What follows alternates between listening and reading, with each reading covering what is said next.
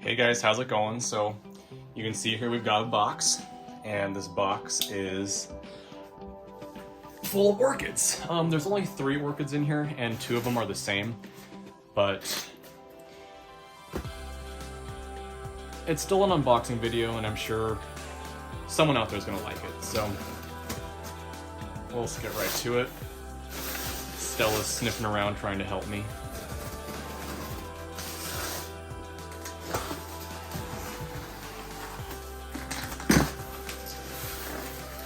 Here we go.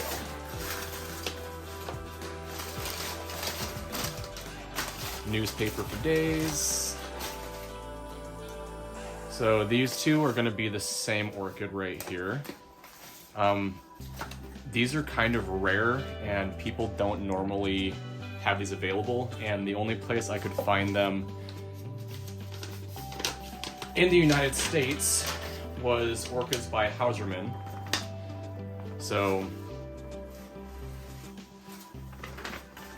when I saw them, I snatched them up real quick. I think they only had 4 or 5 in stock, so I made sure I got 2, because whenever you grow a new orchid and you don't know anything about it, it's good to have an extra one just in case, so you can grow one way and the other one a different way to see which one grows better. And sometimes you just get kind of bad plants to start with. They have a poor root system, or they're just not very healthy initially, but we'll start with these guys, just because there is 2 of them and they're small, so it'll be pretty quick. But these ones are native to Mexico and Central America, and it's funny because the genus is, though considered Oncidium, is Mexicoa.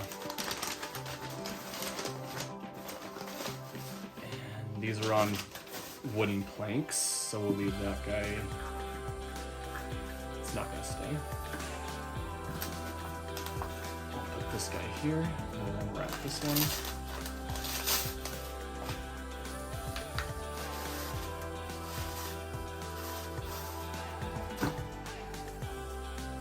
Ooh, it looks really dehydrated, but there you go. And I'll throw a picture up on the screen. Oncidium Brechtiana. I first saw these on Roger's channel, and I was like, that's a pretty must-have. So I've been looking for months trying to find them, and Hausermann's Orchids had a few available, so I snatched them up.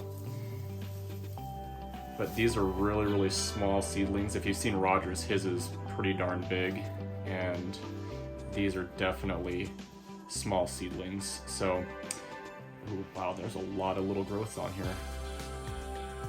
And it looks like it's fairly well attached.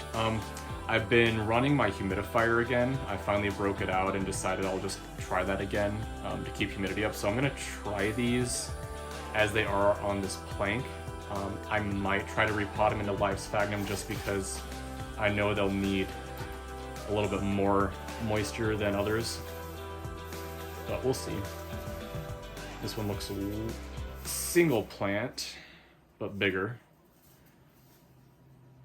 And it's got a new growth coming in right here, and it's got a new growth right here. Yeah, these leaves just feel really thin and pretty dehydrated, but that could just be how they are too. So there's those 2. Set these guys over here. Stella can inspect. And this is one I've been trying to get for a long time. You don't need to chew on that. I think we'll just hang these up. Because she will. She is an orchid monster. She will find one and she will chew it to pieces. Anyways, this is a Vanda. And if anyone is familiar with the Walling, the orchid, or the queen of the orchids, Vanda Sanderiana.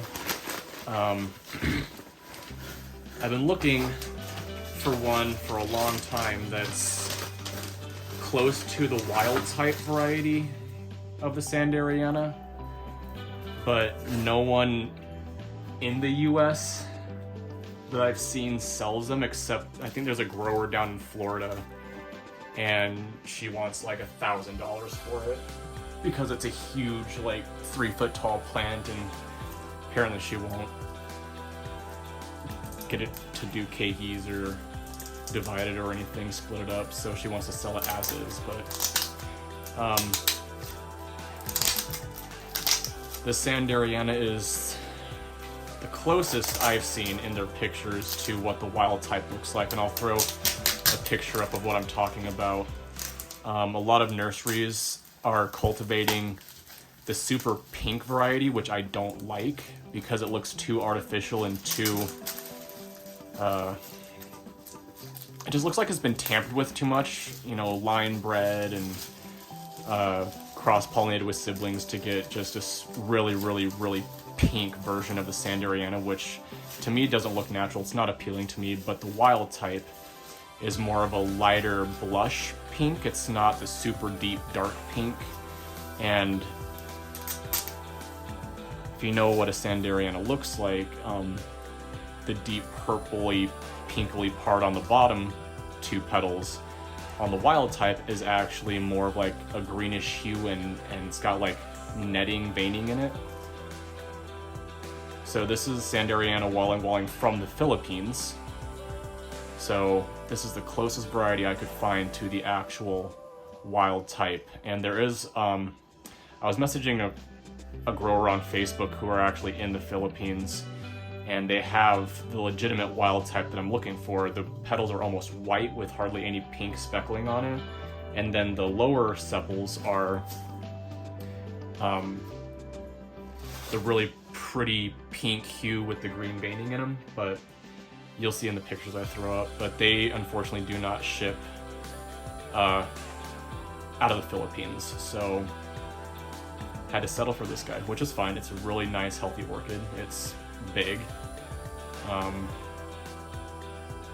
and I think it'll do fine in my environment. I will leave it potted like this for a while just to get it used to my growing environment. It looks like there is even sphagnum moss in here, so if it's got bark and sphagnum moss, that's perfect. I'll just take it out of what it's in right now, and when I repot it, it'll go back into bark and a little bit more sphagnum moss, just because the it's so dry here. And even with my humidifier going, the ambient humidity says it's 55 in here right now, but the actual humidity like surrounding the plant is not. It's much lower. So this is gonna go, when I repot it, into not live moss, but it'll go into sphagnum moss with bark mixed in, just because it does need to dry out in between waterings, and it's got some nice root tips going.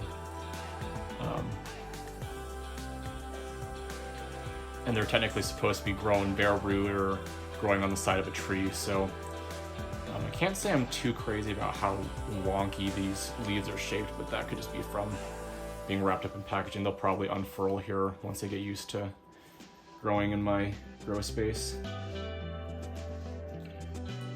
Looking for spikes, wishful thinking, but no luck. So yeah, my Vanda Sanderiana, and I have 2 of the, it says Oncidium Giesbrechttiana, but it's technically, before all the renaming and crap went on, it was Mexicoa Giesbrechttiana, so here we are. Copy of each, just in case, and a Vanda Sanderiana. And I'll see you guys probably when I repot these, but we might have another video in between. I do like to get these guys